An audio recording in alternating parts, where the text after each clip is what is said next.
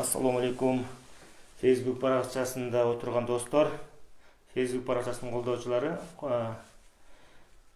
Қырғыз елінің жерінің башынан қандай ғана оор күндер өтпеді.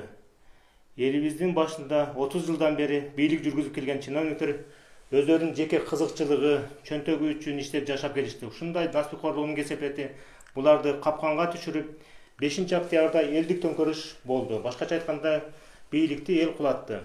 Сагызган сактыгынан эмес, туктугунан өлөт дегендей эле окуя болуп кетти.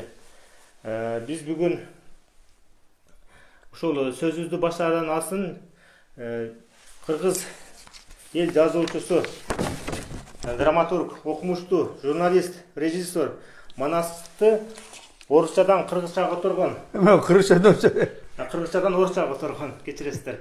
Кыргызчадан орусчага которгон агайыбыз Мар Кашимович Бальжиев менен маегибиз болмокчу.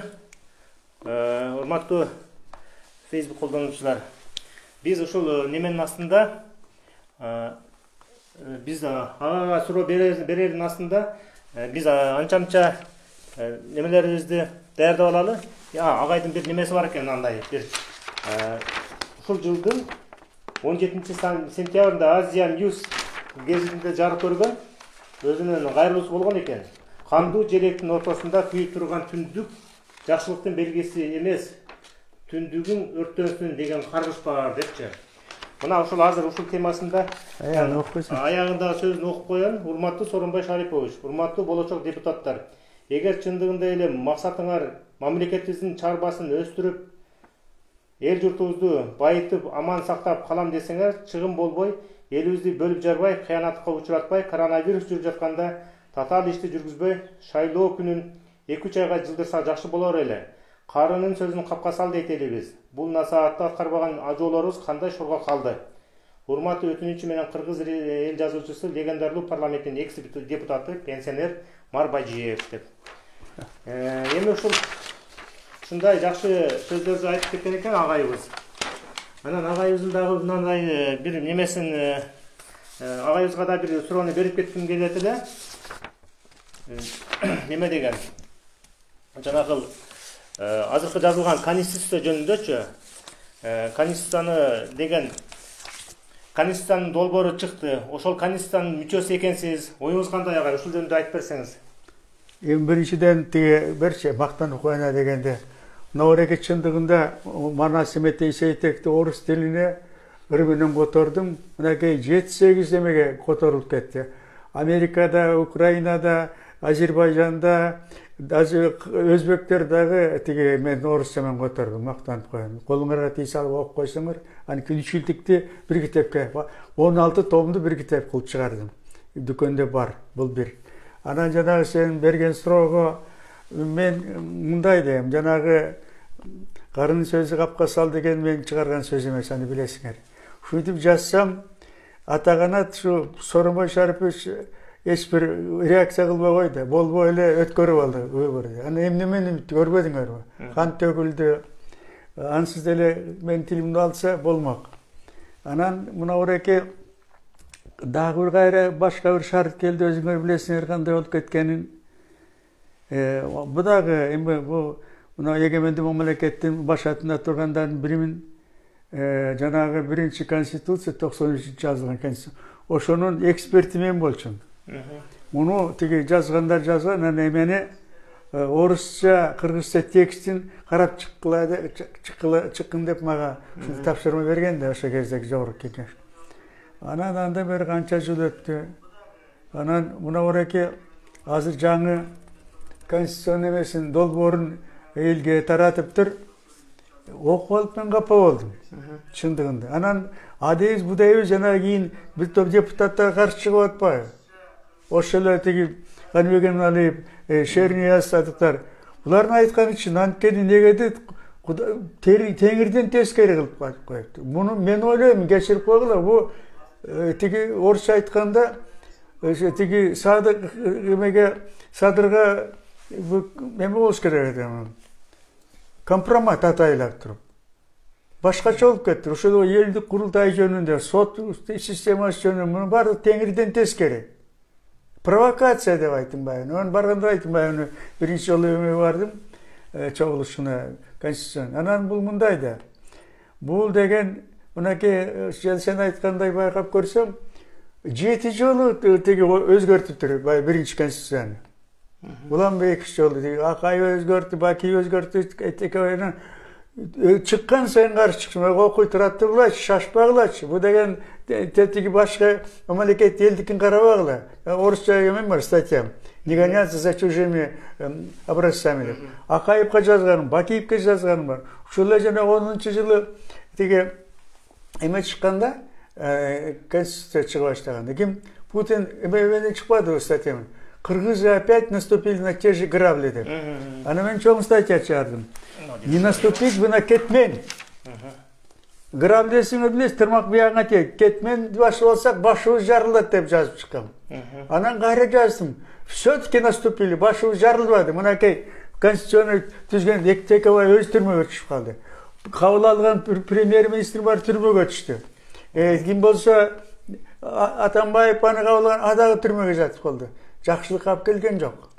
Ана мен ойлойм, мынабеки азыркы берген ушундай сунуш айттым баягы. Азыркы жанагы долбоорун түйү менен теске башкача жазыш керек. Бул жарабайт, бул конституция. Бул жакшылыкка алып барбайт. Кандайча тигимдин атынан чыгып атат, түшүнбөй калдым муну. Садыр тиги жапар. Ошондуктан мындай да. Жөндөн жөн эмес, ушул баарына бет өзүмчө бир конституция түзгөн мен. Демек, Кыргыз эли башкача элбиз. Бул байыркы элбиз. Өзүбүздүн психологиябыз бар, эл журттун мамилеси бар. Анан алигиче баягы тууганчылык, ана мына тиги орусча айтканда еще не жить, а родоплеменные взаимоотношения. Аны эске алыш керек да. Аны көз калтырбаш керек. Психологиясын элдин. Анан мен ошо эме деген жазгам, тиги ондай конституция жазгамда 7-жылы жазып чыгаргам, басмага чыгаргам. Бакиев жанагы көп партиядан киргизип атканда, окугум бул жарабайт бизге. Тиги эмене 2007-жылы жазгансыз? Жазгам. Деген эме тиги орусча жазыш керек болду да. Анан эме да. Тиги бул партийный система өзгө жарабайт. Аны кайра окуйм, кайра окуйм, муну кеске момундай деп жазгам. Бул деген эме дейт. Эми үчүн партийный системаны киргизиш керек деп жазган эмем бар да. Тиги муну жазып турмун, муна окуп берейинчи, орусча түшүнөсүңөр да. Бул партийный система киргизбеди өткөн Бакиев. Партии по существу являются не государственными, а общественными организациями. Почему у них должны быть особые привилегии? К тому же в партии могут объединяться и сбор блатных, и шайка нищих, Маяковский союз. Где гарантия? При многопартийной системе никогда не будет стабильности в государстве, так как партии одной лишь думают знать власть, одну пламенную страсть – власть. В борьбе за эту власть они будут бодаться между собой, кучковаться, чтобы свестись стоящих у власти. За все это народ будет рассчитываться вытоптанными пашами, перекрытыми дорогами, расстрелянными сыновьями. Это я написал 7-жылы Енесайден кеске чыгардым. Сен ошондой болду. Айткан экенсиз. Айтсам укпай атпай. Анан ошондуктан жанталар чыгарым ошода. Анан мен ойлойм, азыркы конституция таптакыр теңирден тескери берип коюптур. Жанагы курултай жөнүндө, сот системасы жөнүндө мунун баарды жакшы калып келбейт. Чындабайчы. Демек бул конституцияны вообще жокко чыгарып, кайрадан жазып чыгыш керек деген сунуш киргиздим мен. Ана мен өзүмдө проектим бар, мынакей көргөндүрсүң жанагы. Ал жөнүндө өзүнчө сөз. Ооба. Ага, эми ушул жанагы мына конституция боюнча бир аз түшүндүрмө берип айтып кеттиңиз. 2010-жылы 27-июнда президенттикти кетиребиз, демократия орнотобуз деп конституциялык референдумду шашылыш түрдө өткөрүштү. Кээ бирлер айтып жатат 2010-жылы июнь окуясында баягы түштүк жергесинде улуттар аралык кагылыш болбодубу? Ошондон баягы элди кандайдыр бир баягы шашылыш түрдө эл дагы баягы неметип турган, коркуу сезимип турганда ошол кабыл алынып кетти депчи. Референдумда ошол күнү, ошол 27-июнь күнү референдумда Роза Отунбаева убактылуу президенттин милдетин аткаруучу болуп калды да. Ошентип мындан 10 жыл мурун кабыл алынган конституция элибиздин ишеничин актаган жок. Өлкөбүздү болуп көрбөгөндөй жакыр өлкөгө айландырып, сазга батырды. Өлкөбүздүн, элибиздин жалпы тышкы карызы азыр 5 миллиард долларды түздү да. Агай, эми ушул жерден сиз азыр мына жерде бүгүнкү күнү элдик курултай жөнүндө жаңы конституциялык реформа жөнүндө сөз болуп атат да интернет майданында. Ошол элдик курултай идеясы кандай пайда болгон, кантип пайда болгон, элдик курултай институтун түзөбүз деп атышат. Ал жөнүндө түшүндүрүү иретинде кыскача түшүндүрүп кетсеңиз.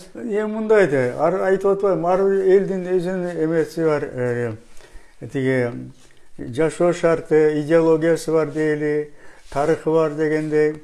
Анткени мына калп эле Манас деп кыйкырып атпайсыңар. Бирок чындап көрсө Манасты окулач жакшылап. Которгон ошо да. Манасты 12 жашында кан кылып көтөрүп коюшат. 12 жашар баланы. Анан Манас айтат, окугун, мен кантип башкарам баламын десе, анда тиги Акбалта айтат атасынын иниси, окугун балам, сен жалгыз болбойсуң. Жаныңда момундай элдик курултай болот, чоролоруң болот, хандар болот деп туруп анан кийин көтөрүп атпайбы Манасты хан кылып. Демек кыргыз эли илгертен бери бу первобытная демократия деп коет. Анткени эл журттун оюн угуп, аксакалдардын оюн угуп, чоролордун анан кийин ишке барчу да Манас. Буларды укпай коюп, мана эмеге чоң казатка барды кырылып келбеди окугун. Өзү да каза болду, кыргыздын канаты кулабады. Ошондуктан мен моеки вариантымда мындай да. Анан жанагы бир топ эме чыкты, элди курултайыбыз керек. Анан барсам мындай да, ошо жанагы чыккан варианттарда. Бул кетсин, биз барып башкаралы. Кетсин, биз башкаралы. Парламенттин кереги жок, президент бар жок. Ада болбойт окугун. Менин вариантым да мындай, айта берейин да. Тиги ар бир аймактан бизде 7 облус бар эмеспи? 7 облустан 100дөн эме шайланат, делегат курултай. Анан Бишкек шаарынан, анда 800 эме болот да, тиги элдик курултай. Бирок булар булар шайлайт дагы анан кийин эме көзөмөлдө текшерет. Булар президент шайлайт. Булар жогорку кеңеш шайлайт, ар бир аймактан 10дон, ошондо 80 депутат болот бизде. Сот бийлигиндеги жагы төрагасын шайлайт. Ошол менен муну 3 бийликти жыл сайын, жылдын аягында обращение деп атпайбы, кайрылыш эмес. Эмесин октоту. Тиги отчетун угатта кандай иштеп берди. Мынакей момундай дедиңер. Мынакей Садыр Жапаров Кокустан президент болуп калса, башында айтып атпайбы антем деп. Жылдын аягында чакырып туруп сурашат. Канакей, эмне кылып берем? Момундай болду. Момундай дедиңер, ордо чыктыбы жокпу деп туруп. Анан кийин мурдагы конституцияда мындай да. Эгерде дейт, бирдеме деп коет эмеси, термин. Эме жарабай калган эмени кетиришsin, тиги президентти. Анан эме кылыш керек экен. Аны алып барып тиги жогорку кеңешке салып, анда 3дөн эмеси анан кийин конституцион сотко берип, конституцион кайра эле тиги кимге баш ийет экен, президентке. Болбогон нерсе да, болбойт. Анан дагы эме да, мына ореки биринчи конституцион жазганда момундай деген тиги неме ушул мен жазып берген кечирип коем мактаныч. Мындай деген сөзү бар, тиги эме дейт, Кыргыз Республикасынын эгемендүү элинин бийлигине негизделген демократиялык дейди. Кыргыз мамлекетинин бийлик булагы жана ээси Кыргызстандын эли булагы. Бирок булак кылбай эле майчын кургулуп алышпайт, жана сен айткандай. Анткени калп эле анан мындай да, жанагы 10 жылымызда жазган конституция окуп көрсөм, буда жазып турат. Бирок элди эч кандай чайлап берет экен да, эч кандай кийлиш албайт, эч чыгыла албайт экен. Да жанагы депутат жимдеп, чимкириктеп бирдеме деп билдирип атпайбы? Аны кандай бала депутат келди? Бишөккө куржаңга салып келип атпайбы? Ким экенин кайдан билебиз? Яна мындай да, эгерде ошо жарабай калса, эгер депутат эл шайлаган, курултай шайлаган, Аны кайра тиги чыгарып алууга укугар азырда жок экен анда. Демек жана эле баягы кул сөз болуп калыптыр. Агай, ошондо бул элдик курултай түзүлүп калса, президент ошол элдик курултай аркылуу элге отчет берип турат экен. Отчет. Мындай да, муну шаташтырбагыла. Булар айтат, корккону жанагы, элдик курултай келип болсо элди башкарбайт. Тиги элди шайлайт дагы кандай эмне кылып бердиң деп анан аягында сурап турат да, эл жанагы жылдын аягында жоопкерчилиги кандай болуп атат. Эгерде ошол жылы чыгарып салышы мүмкүн. Башкасын алып келди. Соту болобу, же тиги депутаты болобу, жогорку соттун төрагасы болобу, ушундай. Сот болобу деп атпайсызбы, значит, элдик курултай президентти шайлай алат. Вот, шайлайт. Анан жогорку соту да шайлайт. Жогорку сотту да шайлайт. Жогорку соту да шайлайт. 80 депутатты. Ар бир аймакта ондон. Депутаттарга да контроль кылат.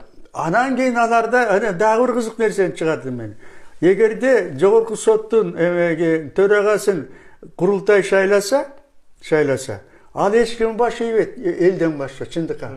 Азыр жай минтип атпайбы жанагы президенттин алдында. Ошондой бардак болуп атат, кечирип койгула. Аны тиги бекитип берет, эл курултай шайлап берет, жогорку жөнөтүрүп андагы көзөмөлдөп турат да кандай болот деп. Анан дагы бир кызык нерсени киргиздим мен. Жанагы прокуратура болуп атпайбы? Адагы буга аралашып кетти, кайсы ким экенин билбейм. Прокуратурага ким контролдук кылат? Кантип ага мындай кызык нерсе кирдим. Көрсөк, прокурорду ким өзү алып келет экен, сунуштайт экен, президент. Ал эме болуп атат, гарант конституция. Анан жогорку кеңеш бекитип берет да, анан кийин прокурордун максаты сот кандай жүрүп атат. Акыйкаттуу жокпу деп анан кийин президентке отчет берип турат да. Анан эгерде туура эмес иштеп атса сот, прокурор, элди курултай анан айтат президентке, окуйгун. Канакей акыйкатың, прокуроруң эмне кылып атат, эмнени көзөмөлдөп атасың? Канакей сени жанагы гарантың болгон деп. Ушундай эмес болуш керек да. Анан дагы бир жери анан шундай киргиздим. Агай, мына элдик курултай түзүлдү дейли. Ага чейин бирок элдик курултай институтуна баш ийеби, элдик курултай кандай болот ошондо? Бул жерде делегаттар кандай чакырылат деген. Ар бир аймактан 100дөн болуп атпайбы? Эл шайлап берет, ошо эл алдында жооп берет жанагы. Ошол эле мисалы үчүн Нарын облусунан 100 элдик курултай Ысык-Көлдөн 100, анан алар ошол Ысык-Көлдөн эмеден 10дон депутат чыгарат, ошол өзлөрүнөн. Шайлап берет. Элдик курултай институтуна келип шайлап берет ого. Анан мына азыркы эме чыкканда жөн эле эме кылат экен, тиги президент чакырат экен курултай деп окуйгун. Анда көргөнбүз. Жанагы раматтык ким жекчен айтканда жанагы жүрүн чалдарды чакырып атып башын ике айткалып берсе, ошондой болуп кетет да. Элдик курултай деген эл шайлаш керек.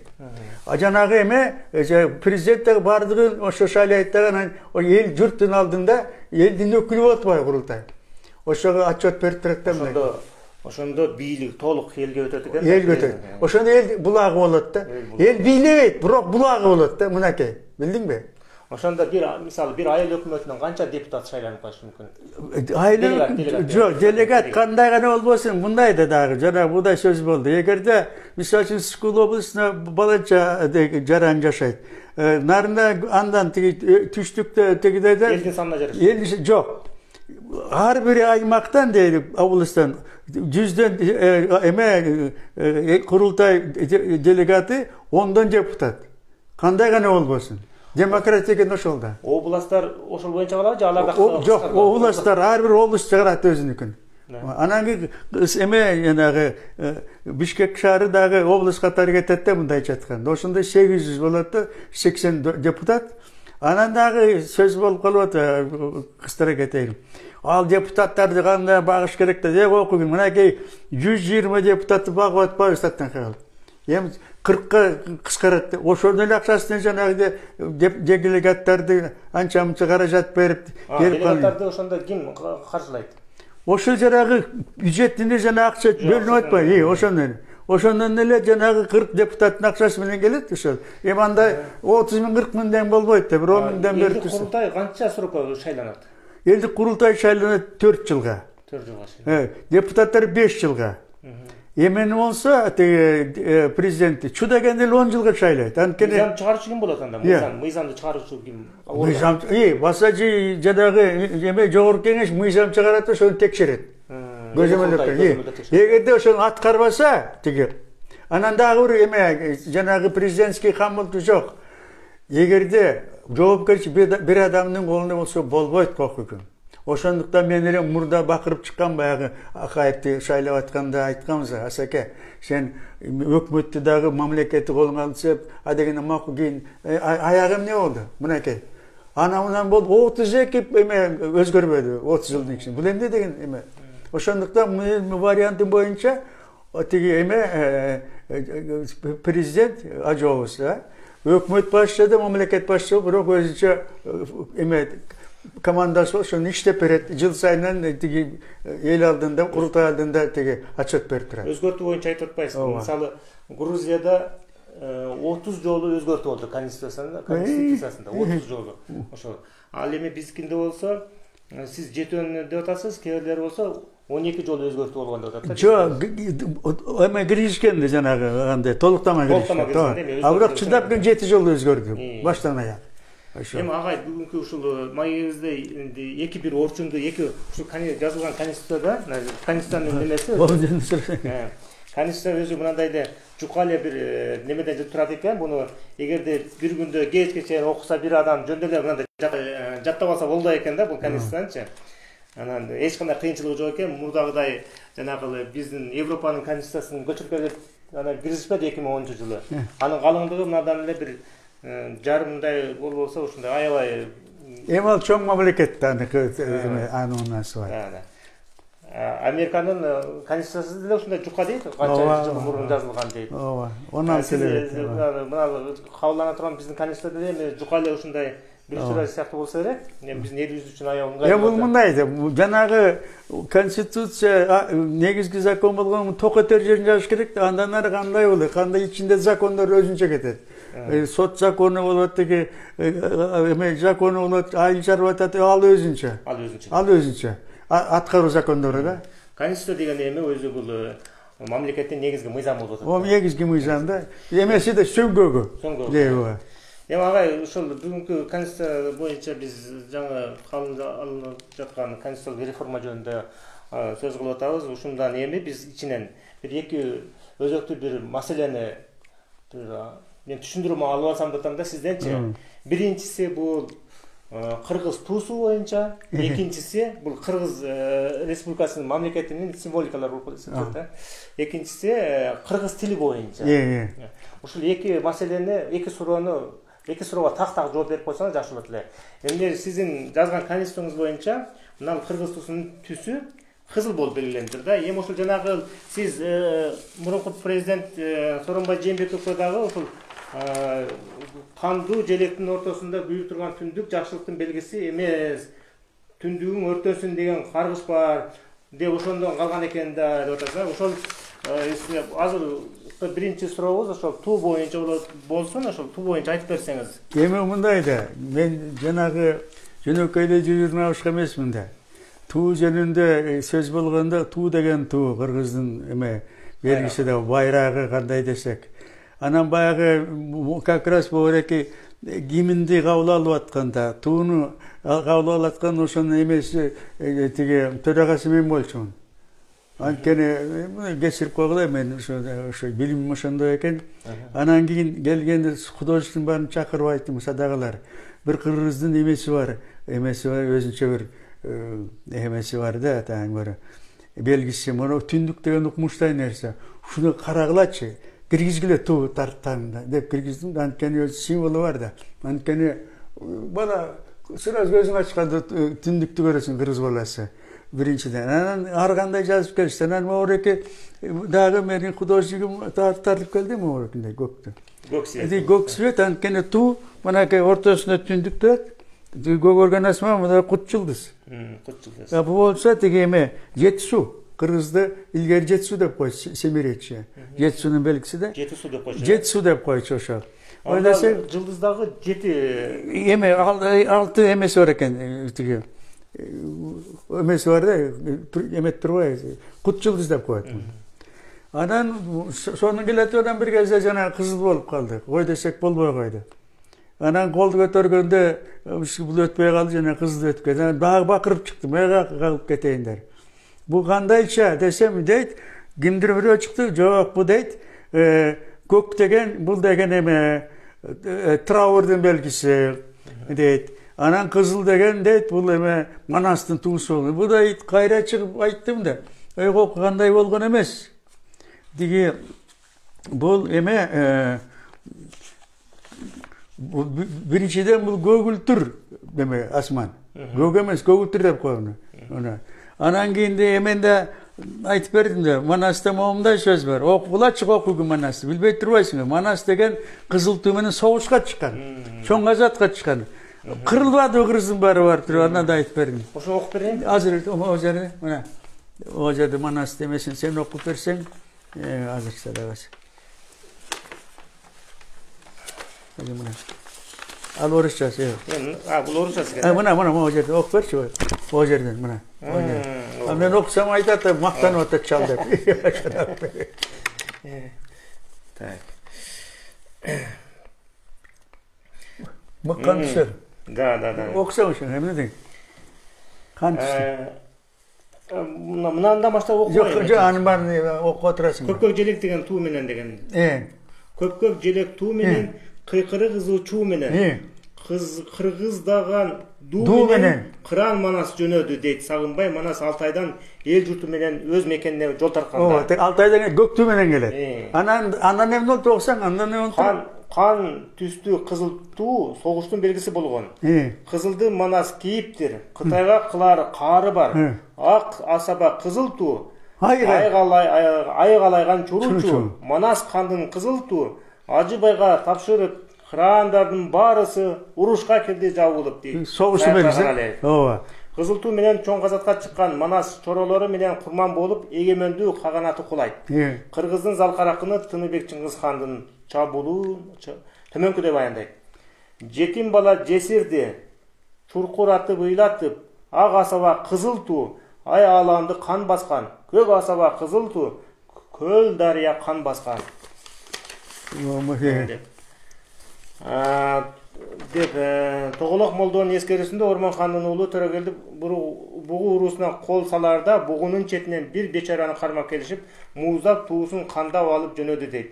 Мына ошол неме, мисалы Советтер Союзунун Орок Балка жылдызы бар кызыл туусу социализм, капитализмге эмгек менен согуш жарыялаганын белгиси дейт. Мында эми биз өзүбүздүн ушул жанагы кызыл туубуз жөнүндө болуп атпайбы? Ошол кызыл түс, кызыл туу бул согуштун белгиси деп белгилеп келсиз да агай. Согуштун белгиси деп белгилеп келсиз. Ушул Манас баатыр дагы согушка аттанаарда көтөргөн туусу кызыл болгон экен. Атак алардын ошол мезгилдеги кыргыз каганатынын туусу ак болгон деп айтылат, туурабы? Кыргыз каганатынын туусу ак. Ар кандай болгон? Каганат теге көк туу менен келет да, бирок согушка чыкканда жанагы. Ак туу, көк туу, ак туу, асаба деп айтылат. Анан эмеде теге Саякбайдын айтылышында эме бар, жана Манас каза болуп келгенде эме дейт. Теге жаш балдар, жаш кыздар кызылдан кара кийишип дейт. Күйөөгө тийген катындар карадан кара кийишип. Демек, бу кызыл менен кара экен Траурдун белгиси. Ошондуктан мен жанагыны сунуштап атканым ошол. Кызылды өзгөртүү деген. Анан мындай да, жөндөн жер эмес.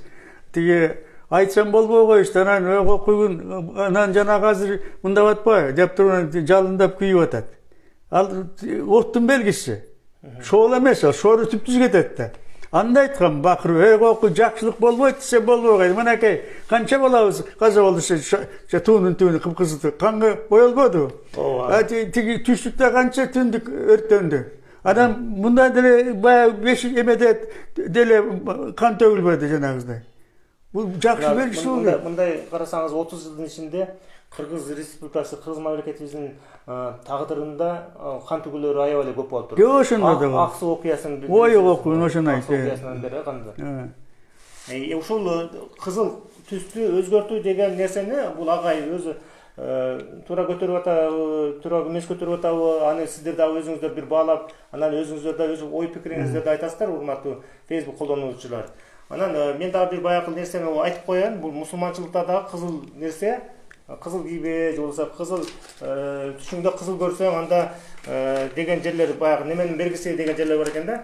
Мисалы мына жерде истихара намазы окулгандан кийин истихара намазы окулгандан кийин дуа айтылат го. Мисалы Алла Тааладан сурайбыз да, түшүмдө бир эртең боло турган окуяны көрсөт дегендечи. Ошондо мына жерде дуа келет экен да. Эгер мына ушул иште түшүм менин диним, жашоом жана акыретим үчүн кайырдуу болсо, аны мага насип кыл жана оңой кыл. Бул ишти түшүмдө ак же жашыл же агып турган суу абалда көрсөт деп атат. Эгерде бул иште түшүм мен үчүн динимде, жашоомдо жана акыретимде кайырсыз болсо, аны менден жана мени андан узак кыл. Бул ишти мага кара же кызыл же туман сыяктуу кылып көрсөт деп. Мына мусулманчылыкта дагы ушул ыйык айлар жана кабыл болгон дубалар деген китептерде жазылган экен да. Көрдүңүздөрбү, бул кызыл түстө көрсөт деп, эгерде жамандык боло турган болсо деп айтып атат да, эскертип айтып койдук. Ошондой эле мындай түш жору деген китептерде дагы ушул кан жөнүндө, кызыл кан жөнүндө ушул жакшы нерсе эмес экендиги айтылган да. Эми муну дагы эми Кудай буйрса мына эми Конституциянын долбоору талкууланып жатат. Бул качан талкууланып бүткөндөн кийин, бул анан кийин ошо баягы элге салынат. Мүмкүн жанагы Конституциялык кеңешме өздөрү бир чечимге келип өздөрү кабыл алат деген ой пикирде турабыз да. Бул дагы деле бүт элек да, азыр талкуу болуп атат, туурабы агай? Эми мындай да, мен талкуу болуп атат, жакшы. Баягы бар катышсам, татынакай уулдарыбыз, кыздарыбыз бар экен, баардыгын түшүнгөн, бирок көбүнчө эле тиги ким айткандай обсуждение болуп атат, өз пикирин айтып атат, бирок мындай конкретный сунуш жок да. Анан кийин мен мындай деп ойлогом. Мынакей ушул элдик курултай боюнча бир эме бар, вариант бар.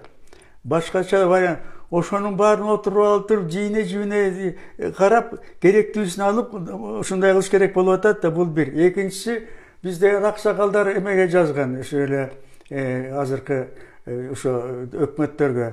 Ой, шашпайлычы окуйбун. Мына эки конституцияны кабыл алып туруп, кандай гана болбосун, кабыл алып туруп, анан кийин тиги эме шайлоо өткөрөлү. Президентти дагы жогорку кеңеште. Азыр жогорку кеңеш шашып өткөрүбүсеңер, кайра эле эч ким менен кетип атпайбы, партия боюнча кетип атпайбы окуйбун. Анан конституцияның эмне кереги бар? Мага азыркы эменин жакканы, азыр варианттын жакканы, эки нерсе мага жакты. Биринчиден, жанагы партийный системадан ошону кайтуу жарабайт экен бизге. Кыргызга келишпейт экен да. Анан экинчи жанагы эмени киргизүү, элдик курултайды. Курултайды жөнүндө эле тиги художественный самодеятельность кылбай, ошо законодательный орусча айтканда, жөндөн эмес. Аны чакырып алып кеңешип андай болбойт.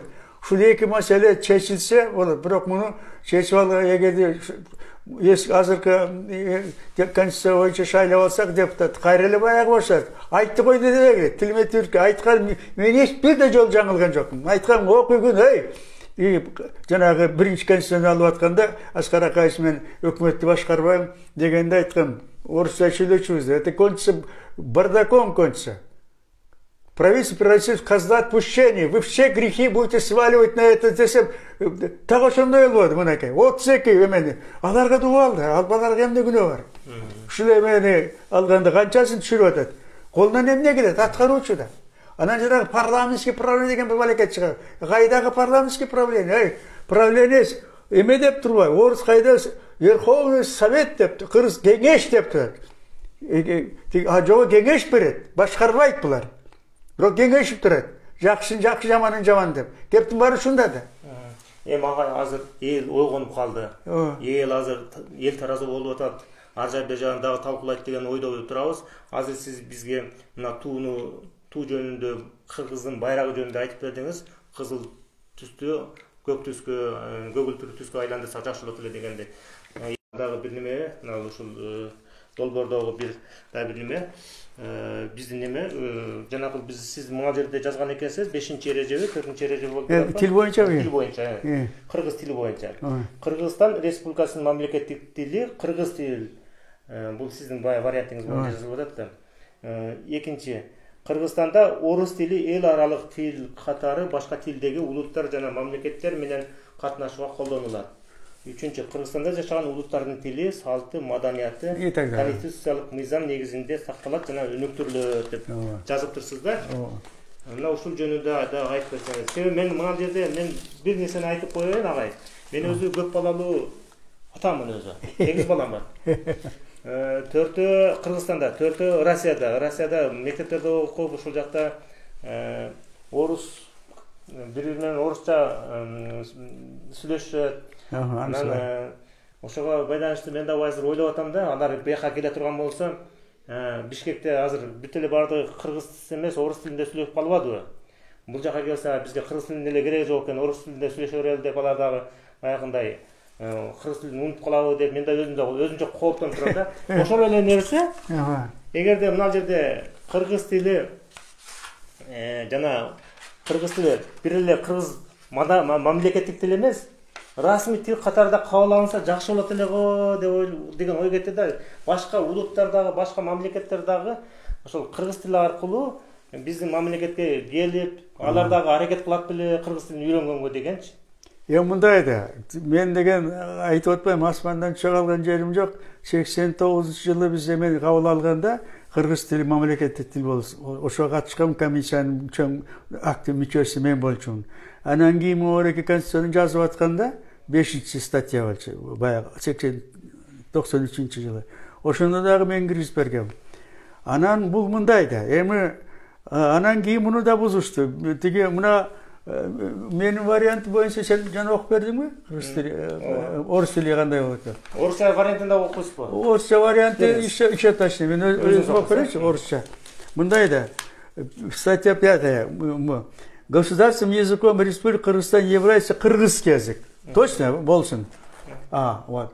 Русский язык Кыргызстана служит для межнационального, делового и международного общения. Общение үшін, не потому, закон боюнча тиги, бирок башка элдерде сүйлөшөм десең, иш жүргүзөм десең орус тили керек болот. Ансыз отуруп каласың да. Кептин бар ушунда да. Муну анан жанагы расмий тил деп тактап алганы туура эмес, терминдес туура эмес деп мен каршы чыгып атканым ошол. Расмий тил деген орусча официальный язык деп коет. Бул эмне деген сөз? Демек, сен менен мына үйгөн менин балдарым менен мамлекеттик тилде сүйлөшөт экен, ишке келгенде бүт орусча кетет экен расмий тил менен. Бул туурабы? Анткени менин вариантымда мындай да, эгерде керек болсо кыргызча жазгыла, керек болсо орусча жазгыла. Кантип биз барып туруп мына Путин менен тиги биз сүйлөшөт, Кытай менен орусча сүйлөшөт атпайбы? Кыргыздан кайдан табасың котормош? Эмне кереги бар? Орусча сүйлөсөң жанагы менин залда отурган бар түшүнөт. Мамлекеттик тил бул. Тиги орустун тили. Анан кайра эле бир жебе чыгышат, точно айтыш керек да. Демек бул мамлекеттик тил болушу мүмкүн эмес деп кой. Бирок мамлекеттик катары пайдаланат да. Бул орус тилин биз пайдаланабыз. Билдиңби? Эме боюнча, закон боюнча деги мамлекеттик тили кыргызча. Орус тили бизге керек. Мен айтып калам керек. Орус тили биз үчүн кислород окуган. Дем алам десең, жашайм десең кислород керек. Конституциялык кеңешмеде деле кеңешмеде отургандардын көпчүлүгү боюнча орус тилинде жооп берип атат да. Өзү биздин Кыргызстанда элдин канча бир катмарын, бир 70-60-70%-ин катмарын кыргыз эли түзөт, кыргыз улуту.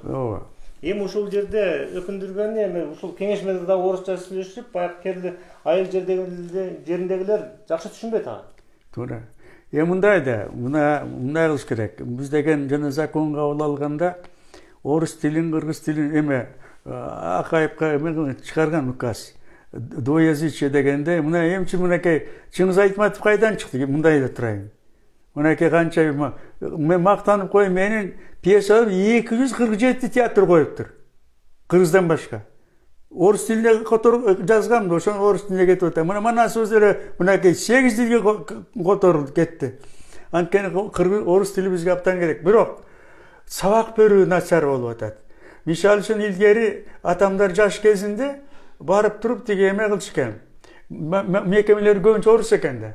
Анан булар барып туруп атамдар жанагы ошол кезде 30-жылдар бүткөн Касымалы Жантөшев тиги кимдер Мукай Элебаев тиги атамдар барып мамлекет барып кыргыз тилин үйрөтүшкөн. Анан кыргыз мектепти барып орус тилин үйрөтүшкөн да. Ошодо жанагы биз ошого жеттик да жанагындай. Анан кийин байкасаңар жанагы мектепте окуган учебниктин баары орус тилинен которулган, кыргызчасы. Ботаника, химия бар орустан келгенде. Анан жанагы политехнонун баарын орусча окуганбыз. Байкасак, мисалы үчүн ушу депутаттар жакшынакай кыргызча сүйлөп келет, экономика орусча сүйлөп кетет. Тил жетпей калат да. Ошондуктан мен айтам, бул законду алгандан кийин ишке ашырыш керек. Демек, эгер чындыгында ошондой болсо, эгерде биз эми чындап келсе, орустан өткөн досубуз жок бизде. Кыргыз деген энде даже банасында эмесине бар экен, тиги баягы Герезинде. Көзүм өтүп кетсе де ак падышага барып туруп ошону менен дос болгула. Алар силер аман алып турат. Бул сарбагыштар кагыш ошентип калбады. Эмеден оруска таянып алып биз деген мына Курманжан энебиз деле аман калбады, эл журтубуз дейли да. Ошондуктан бул орус тилин аябай үйрөнүш керек, билиш керек. Ошону менен бирге мамлекеттик эмелерге орус тилин окуш керек. Мектептерде дагы. Азыр эптеген окут. Мектептерге барсаң, орус мектептерине. Эптеген бирдеме окутат да. Билбейт. Күчөтүш керек да муну. Тет жактан мугалимдерди тап келип ошондо дагы мындан да эме болот да. Орус менен достугубузга күчөйт. Ооба, Кудай буйрса. Ушу баягы эми агай, бизде жана азыр биз Facebook колдонуучулардын берген суроолору болушу мүмкүн эле. Биз анан эмеден биринчи жолу чыгып атканыңызды байкайчы сиз менен. Ооба. Ноутбуктан жакшы көрө албай калдык, у жерденчи.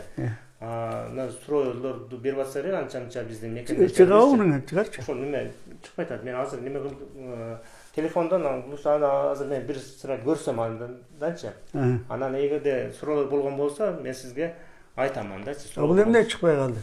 Бул неме азыр чакырчы станция. Бар бекен суроолор? Здравствуйте. Дастан. Так, туруңуз азыр.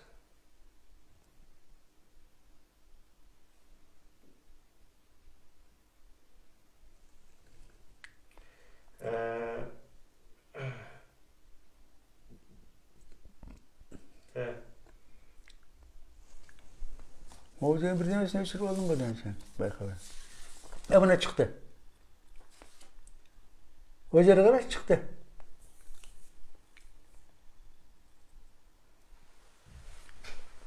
Чыкты. Буну жаап койгон турбайсың? Да. Бунун эмесин кириш керек экен азыр.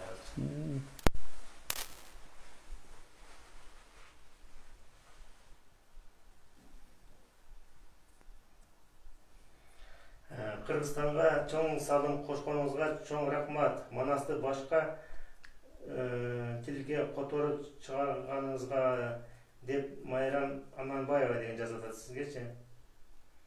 Дөөлөттү каарлыкта өмүр сүрүңүз деп каалоо тилек айтып тур.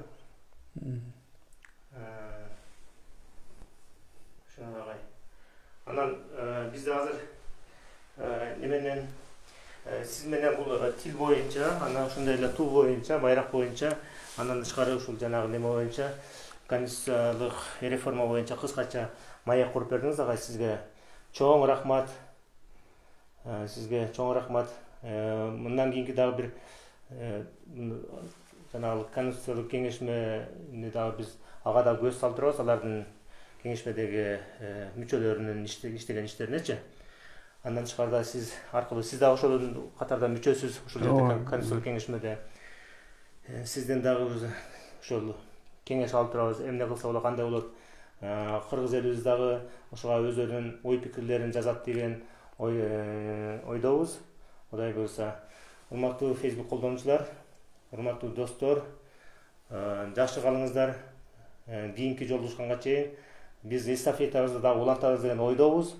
Бул ушул боюнча токтоп калбайт, дагы талкууну улантабыз. Аман болуңуздар.